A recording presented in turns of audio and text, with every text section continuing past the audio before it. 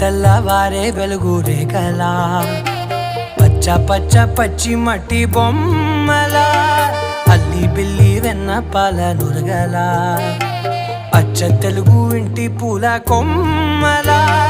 దేవదేవుడే పంపగా ఇలా దేవతే మా ఇంట అడుగే పెట్టెనంట బ్రహ్మ కళ్ళలో కాంతులే మా అమ్మలా మా కోసం మళ్ళీ లాలి పాడే